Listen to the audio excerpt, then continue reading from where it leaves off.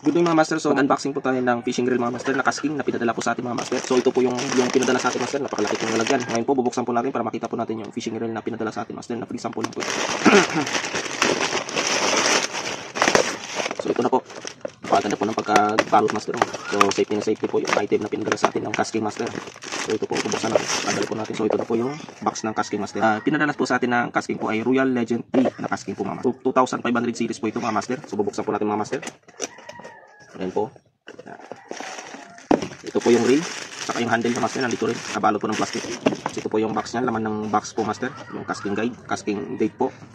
Yun po yung mga LB na ginagamit mo. Tapos casking na sticker po master. Yan. Royal Legend na kanyang mapa master. Kanyang mga specific na name sa bawat parts master.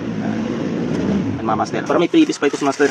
Previous na fishing line braid po. Ito po master. Hindi ko alam anong size to master na braid. Pero mga 0.16 yata po ito. So napaganda master. Smooth na smooth ito gamitin. Free sample lang po ito. Ko lang po sa casking po. Binigyan na po ako ng free sample. Pinadalan po ako. Dahil sa pagtitiktok po master. In-upload ko kasi yung mga product po master na kumikita kasi po ako doon sa commission master. So ito po. Maraming po salamat sa casking. Pinadalan po ako ng ganitong item. Na original pa po. Na casking po mga master. So isit up po na natin ito master. So ito po master.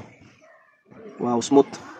Ganda. Casking. Yan po. Royal Legend 3. Casking brand. Yan master. So mga master, kung gusto niyo po itong item na ito, click nyo na po yung yellow basket ito master. Click nyo po. Mura-mura lang ito bilhin master. Nasa 1.4 yata po ito master. Ganito na lang po video master. Maraming pong salamat sa casking po sa pagbibigay ng free sample po master. Na-appreciate ko po talaga ang free sample na ito dahil malaking tulong po ito sa akin. Magagamit ko po ito sa pag-vlog ko master. Ganito na lang po ang video ko master. Maraming pong salamat sa panunod at God bless you.